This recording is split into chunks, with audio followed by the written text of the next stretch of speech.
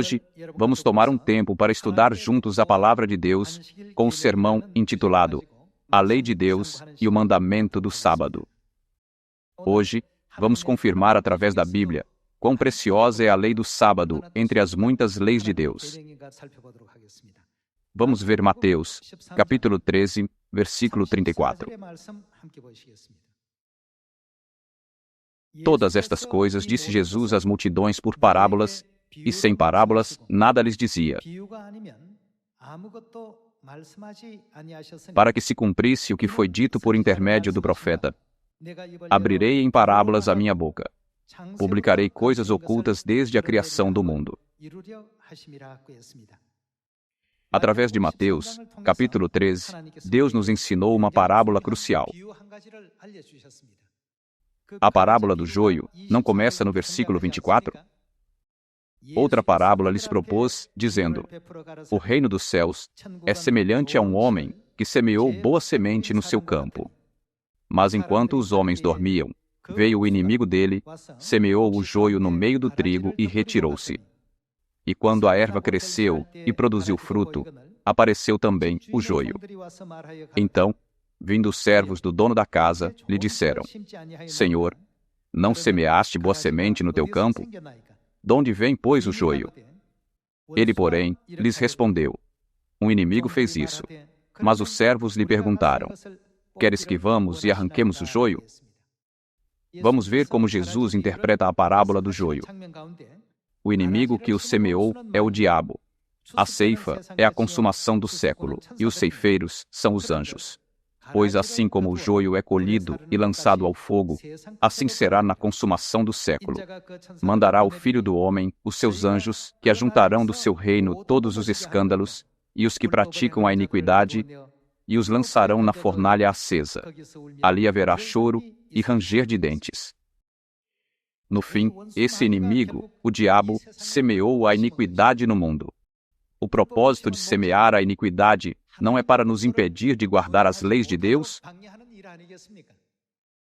No fim, por causa do crescimento dessa iniquidade, muitas pessoas no mundo, enquanto clamam servir a Deus, estão praticando a iniquidade do joio, que não é a lei de Deus. É por isso que Deus estabeleceu o dia do juízo, quando Deus reunirá essas pessoas e as jogará na fornalha ardente. Somente a partir dessa cena, onde Deus disse: eles os arrancarão e os lançarão na fornalha ardente, porque eles cometem iniquidade, podemos entender facilmente que guardar as leis de Deus pode nos levar a ter a fé que é digna de entrar no eterno reino dos céus. Já que as leis de Deus são importantes para nós, Jesus mencionou o seu significado mais uma vez. Vamos analisar Mateus capítulo 7, versículo 21, onde Deus distingue entre aqueles que entrarão no reino dos céus e aqueles que não entrarão. Nem todo o que me diz, Senhor, Senhor, entrará no reino dos céus, mas aquele que faz a vontade de meu Pai, que está nos céus. Se cremos em Deus e nos dizem que não podemos entrar no reino dos céus, então a nossa fé é em vão. Quão verdadeiramente lamentável deve ser? Vamos continuar com o versículo 22. Muitos, naquele dia, hão de dizer-me: Senhor, Senhor, porventura, não temos nós profetizado em Teu nome, e em Teu nome não expelimos demônios, e em Teu nome não fizemos muitos milagres? Então lhes direi explicitamente: nunca vos conheci. Apartai-vos de mim, os que praticais a iniquidade. Então, o que eles praticam? Eles são aqueles que praticam a iniquidade. O reino dos céus é onde Jesus habita. Então ele está impedindo essas pessoas de entrarem no reino dos céus. Essa cena nos lembra mais uma vez que aqueles que praticam a iniquidade serão lançados no eterno fogo do inferno, como lemos em Mateus capítulo 13. Então, podemos entender como a lei de Deus é importante em nossa vida de fé? Nunca devemos nos tornar aqueles que negligenciam a lei de Deus. Embora possa parecer pequeno, devemos certamente nos tornar aqueles que sabem como aderir às leis que Deus nos concedeu. Hoje, vamos examinar a lei do sábado, que é o quarto mandamento dos 10 mandamentos. Vamos ver o ensinamento do livro do Êxodo, capítulo 20, versículo 8. Lembra-te do dia de sábado para o santificar. Vamos também examinar a bênção do mandamento do sábado que Deus nos deu, consultando Isaías capítulo 56.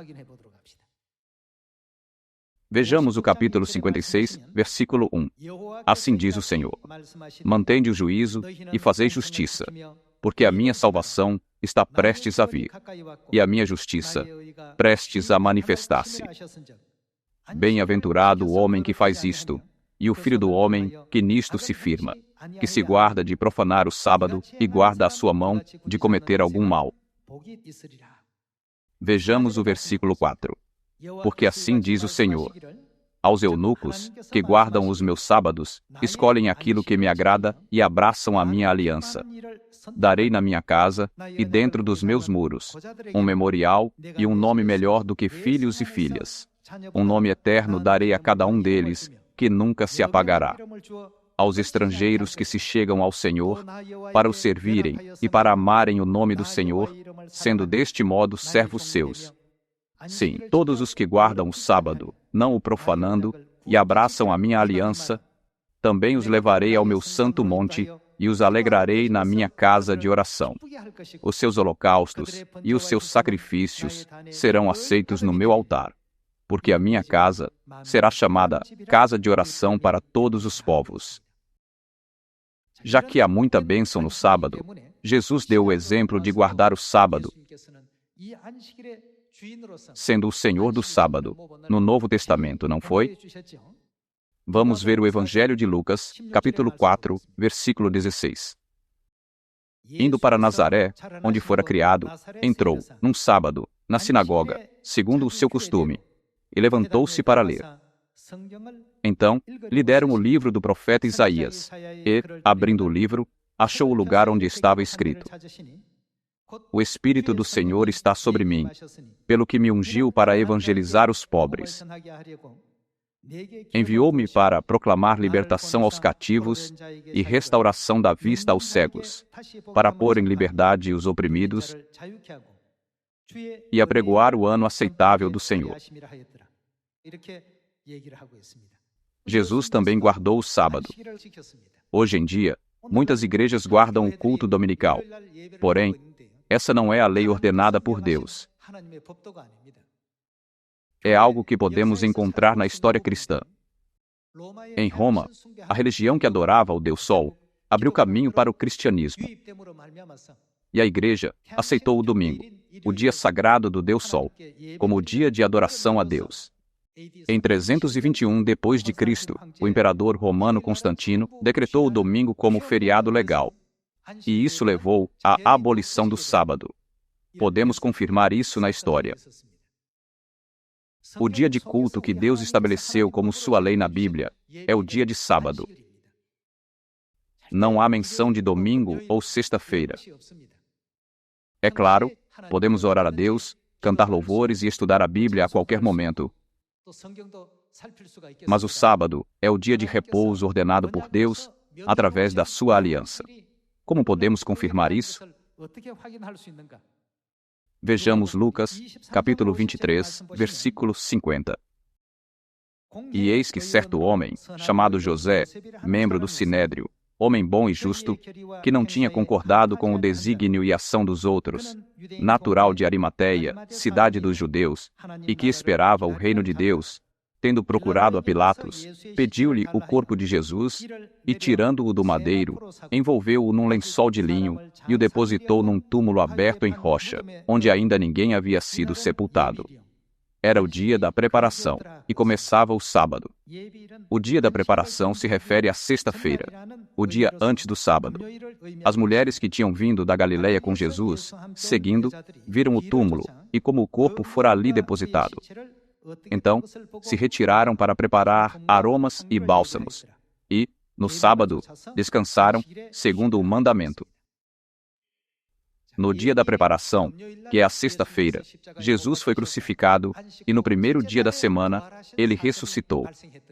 É por isso que o mundo inteiro reconhece o dia da sua ressurreição como o domingo.